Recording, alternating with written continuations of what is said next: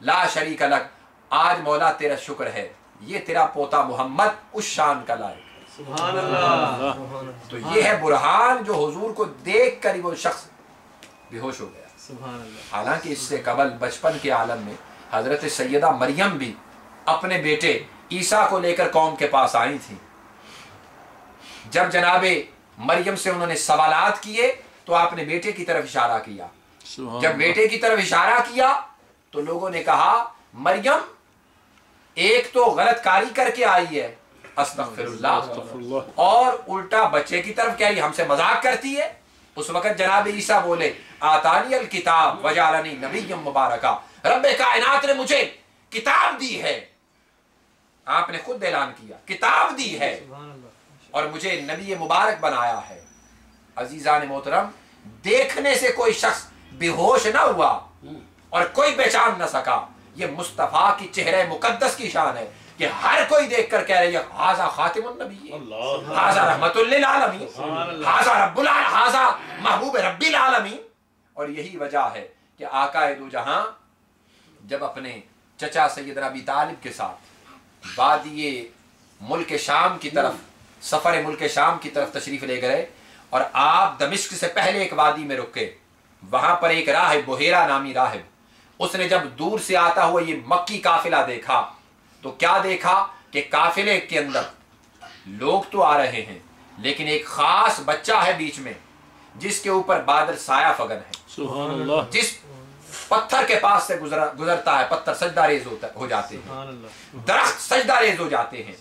हुजूर सल्लल्लाहु अलैहि वसल्लम और बाकी काफिला वाले आराम कुछ देर करने के लिए बैठे तो आका दो जहां को देख कर दूर से उसने काफिले के सरबराह जनाब सैयदना अबी तालिब को बुलाया और पूछा ये कौन है। आपने फरमाया मेरा बेटा है। उसने कहा ये आपका बेटा नहीं हो सकता, बताइए कौन है। आपने फरमाया मेरा एक भाई इंतकाल कर गया है, ये उसका बेटा है, मेरा भतीजा है। उसने कहा याद रखिए हाजा महबूब रब्बिल आलमीन, हाजा खातिमुन नबिय्यीन, सुभान अल्लाह, हाजा रहमतुल लिल आलमीन, सुभान अल्लाह। ये आका दो जहां हैं जिनके सर पर रब्बे कायनात ने ये सारे ताज सजा के रखे हैं। इधर यहूदी इन्हीं के ताक़ुब में निकले हैं और सितारों के हिसाब और फल्कियात के हिसाब के मुताबिक वो इधर ही आ रहे हैं। मैं चाहता हूं आप इन्हें वापस वादी मक्का भेज दें, कहीं वो इनको शहीद न कर दें, कत्ल न कर दें। उस वक्त जनाब अबी तालिब ने जनाब अबू बकर और जनाब बिलाल हबशी के हाथ आका दो जहां को वापस वादी। और यही बात है कि जब हुजूर सलाम ने दावा नबुव्वत फरमाया तो अल्लाह पाक ने ये नहीं फरमाया महबूब जाओ और जाके इन्हें कहो कि रब्बे कायनात की तौहीद पर ईमान लाओ। डायरेक्ट ये नहीं फरमाया। फरान की चोटी पर हुजूर सलाम ने सबको जमा किया, पहली तबलीग, पहला ऐलान है। जब आका दो जहां पर सूरह इकरा और अलग की पहली 5 आयतें नाज़िल हुई, इकरा बिस्मि रब्बिकल लज़ी खलक़ खलक़ल इंसान मिन अलक़, इकरा व रब्बुकल अकरम अल्लज़ी अल्लम बिल कलम अल्लमल इंसान मा लम यअलम, पहली आयतें नाज़िल हुई। हुजूर इस्लाम ने जब ऐलान फरमाया कि जब ये हुक्म मिला व अंज़िर अशीरतकल अक़रबीन, हुजूर ने बुलाया, ऐलान किया, पूछा सबसे पहले कि लोगों बताओ तुम मेरे बारे में कैसा गुमान करते हो, मुझे कैसे जानते हो, मेरे बारे में अकीदा क्या रखते हो। ऐलान तो रब्बुल जलाल की तौहीद का करना है क्योंकि 360 बुतों को वो पूजा के तौर पर अपने खुदा बनाए बैठे हैं। लेकिन हुजूर सलाम अपने बारे में पूछ रहे हैं। पहली बात कोई सुने आज का मौलवी तंग ज़हन और कुंद ज़हन, वो कहेगा ये भी शिरक कर दिया है, नाउज़ुबिल्लाह। लेकिन आगे कुरान ने क्या कैसे इस शिरक के उखदे खोले और फरमाया हबीब ऐलान करो फ़क़द लबिस्तु फ़ीकुम उमरा, हबीब ऐलान करो मैंने तुम में इतना अरसा उम्र का गुजारा है। बारी ताला तेरा महबूब ऐलान तौहीद कर रहा है, उम्र अपनी बता रहा है, कुरान मजीद है, ऐलान तौहीद हो रहा है। फ़क़द लबिस्तु फ़ीकुम उमरा कि मैंने तुम में इतनी उम्र गुजारी है, तुम मुझे कैसे जानते हो। सबने कहा सादिक व अमीन जानते हैं। हुज़ूर ने फरमाया अगर मैं तुमसे कहूं पहाड़ के पीछे से कोई गुजर रहा है, कोई काफिला गुजर रहा है, उस पर यकीन करोगे। उसने कहा आप सादिक व अमीन है। آپ کو مانتے ہیں. حضور نے فرمایا جب مجھے مانتے ہو تو میں کہتا ہوں وحدہ لا شریک لہ، اس پر ایمان لاؤ. یہ دلیل ہے حضور علیہ الصلوۃ والسلام کی ذات کی. سارے نبی آئے، کوئی بذات خود دلیل اور برہان نہ بنا، مصطفیٰ کی ذات بذات خود دلیل ہے. یہ امتیاز ہے حضور علیہ السلام کی شان اقدس اور انبیاء کے مابین. اور اس سے بڑھ کر ذرا آگے چلیے. حضور کی تبلیغ شروع ہو چکی ہے، اسلام کی اشاعت شروع ہو چکی ہے، روز افسوں اسلام کی ترقی ہوتی چلی جا رہی ہے. حضور علیہ الصلوۃ والسلام کے حوالے سے جہاں چیمگوئیاں جاری ہیں، ہر قسم کے اعتراضات اور ہر قسم کے مقابلے بازیاں بھی شروع ہو چکی ہیں. ابو جہل نے اپنے سب سے بڑے پادری اور اپنے رہنما اور عالم، جو ان کی نظر میں بہت بڑا اسکالر اس دور کے اندر سمجھا جاتا تھا، جس کا تعلق ملک یمن سے تھا اور نام اس کا حبیب یمنی تھا، اس کو لکھا تمہیں اپنے آباء و اجداد کے دین، اس کے مذہب، اس کے عقیدے کے بارے میں کچھ خبر ہے؟ ہمارے ہی شہر جو تمہارے علم، دین، مذہب، عقیدے کا مرکز اور محور سمجھا جاتا ہے، اسی شہر میں ہم ہی میں سے ایک شخص نے نبوت کا دعویٰ کر دیا اور ہمارے آباء و اجداد کے دین کو برا بھلا کہتا ہے اور ہمیں 360 بتوں سے اٹھا کر ایک رب کی عبادت کی طرف لا رہا ہے. تمہیں قسم ہے لات و عزا کی کہ اس کے لیے تیاری کرو اور آ کر ہمارے آباء و اجداد کے دین و مذہب کو بچاؤ.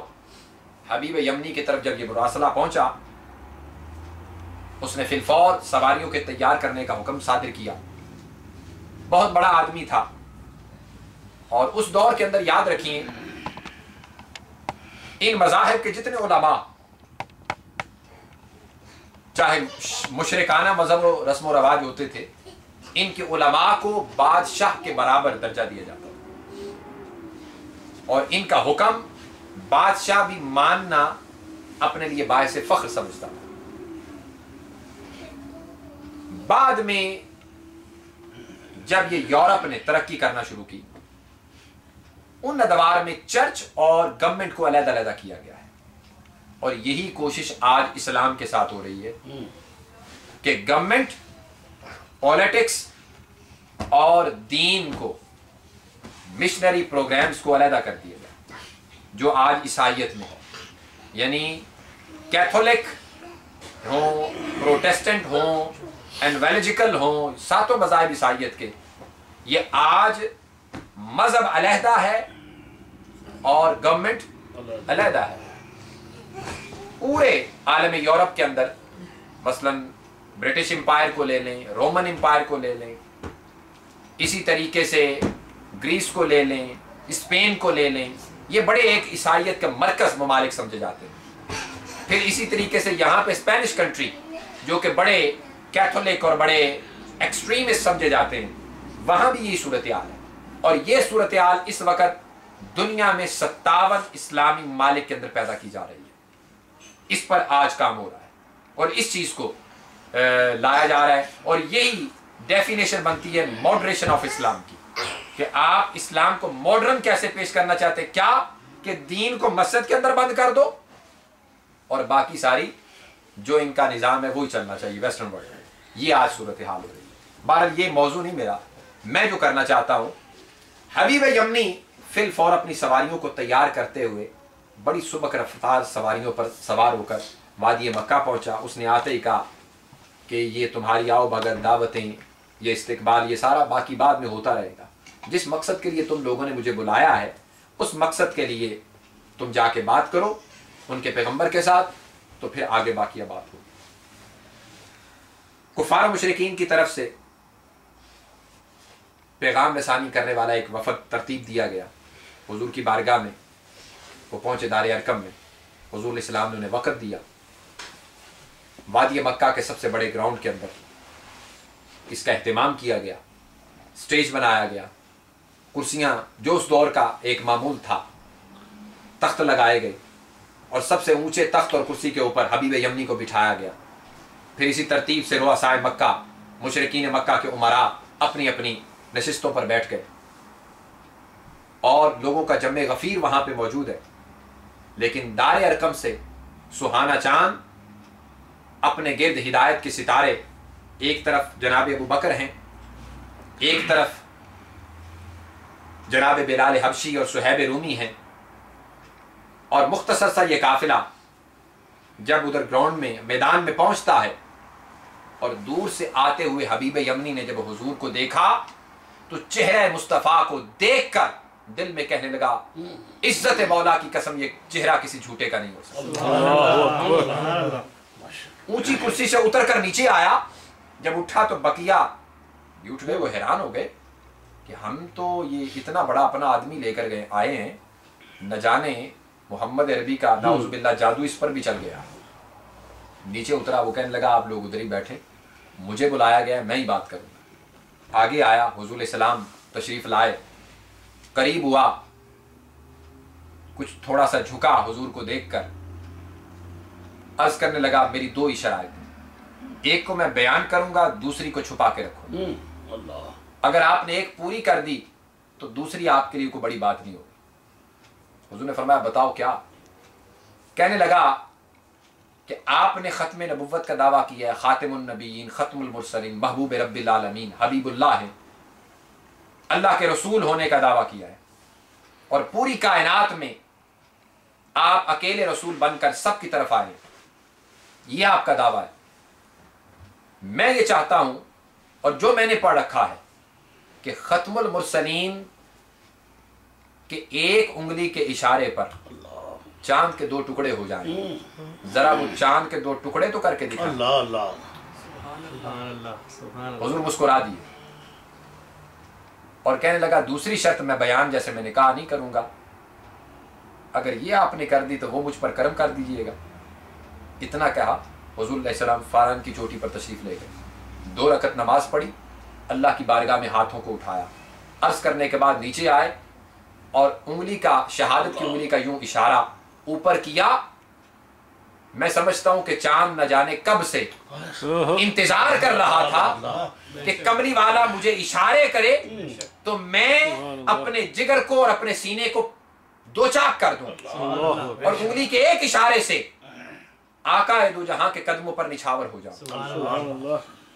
सूरज उल्टे पांव पलटे, चांद इशारों से हो चाक, अंधे नजदी देख ले कुदरत रसूलुल्लाह। ये हुजूर की कुदरत है जो रब्बे कायनात ने आपको अता की। हुजूर ने जब इशारा किया तो वो चांद 2 लख्त हो गया, 2 टुकड़े हो गया। दोबारा इशारा किया, वो जुड़ गया और वापस अपनी जगह पे चला गया। ये नजारा हबीब यमनी ने भी किया, रोसाए मक्का और मुशरिकीन मक्का और सारे वहां पे मौजूद लोगों ने किया। हबीब यमनी आगे बढ़ा, आंखों में आंसू हैं, अर्ज किया कमली वाले एक मेरा वो भी काम कर दे।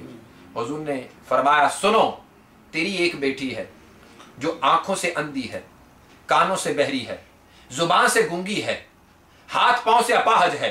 रब्बे कायनात ने तुझे दौलत दी, सरवत दी, जाहो हशमत दी, जायदाद दी, जागीरदार बनाया, सब कुछ तेरे पास है, लेकिन एक बेटी तेरी वारिस है और वही तेरी जिंदगी और माफी हा का सुख और चैन है।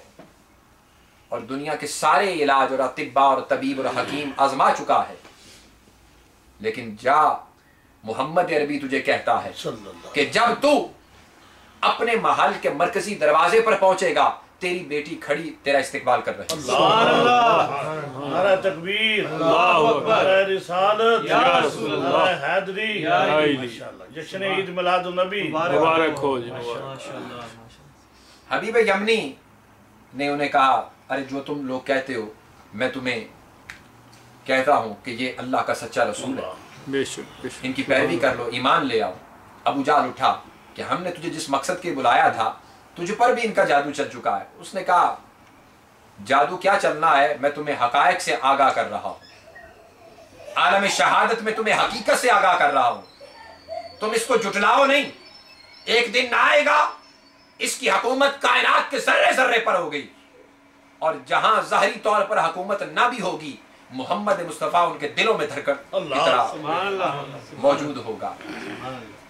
और ये बात और ये नज़ारा आपने उस वक़्त यहाँ पे अमली तौर पर देखा होगा कि जब इस मुल्क का नया मौजूदा प्रेसिडेंट बाराक हुसैन ओबामा इस मुल्क का प्रेसिडेंट बना تو میں اس وقت اس کی اوتھ سیریمنی لائیو دیکھ رہا تھا.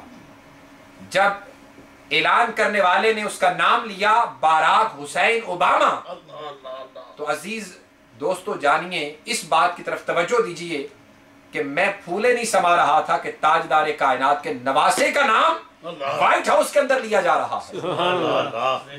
حضور کا فیضان یہاں بھی چل رہا ہے. تو تاجدار